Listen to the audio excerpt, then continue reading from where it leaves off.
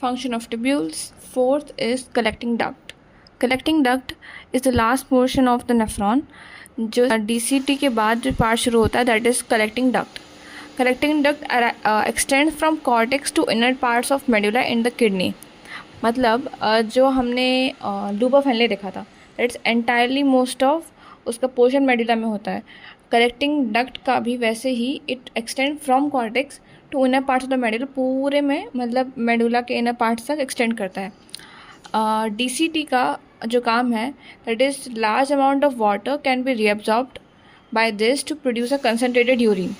जिस तरह से ऑस्मोलारिटी बढ़ने पे वाटर लूज हो रहा था डिसेंडिंग लोब ऑफ हेनले में, उसी तरह से इसमें भी वाटर रीअब्जॉर्ब होता है. तो large amount of water is reabsorbed and thus it produces a concentrated urine. It also allows passage of small concentration of urea out of the filtrate into the medullary interstitium to keep up the osmolarity. जो हमारी medullary osmolarity है उसको maintain करने के लिए कुछ urea, जो कि एक्चुअली में तो पूरा ही बाहर ही जाना चाहिए था, but to maintain the osmolarity थोड़ा सा यूरिया ये मेडुलरी इंटरस्टिशियम में भी रखता है, लाइक फिल्टर से निकाल के मेडुलरी इंटरस्टिशियम में डालता है to keep the osmolarity of medullary interstitium. And it also helps in maintenance of pH and ionic balance of the body fluids by selective secretion of hydrogen and potassium ions. और आगे chemical coordination वाले chapter में हम यही पढ़ेंगे कि collecting duct पे फ़र्क पड़ता है on of the action of that hormone anti diuretic hormone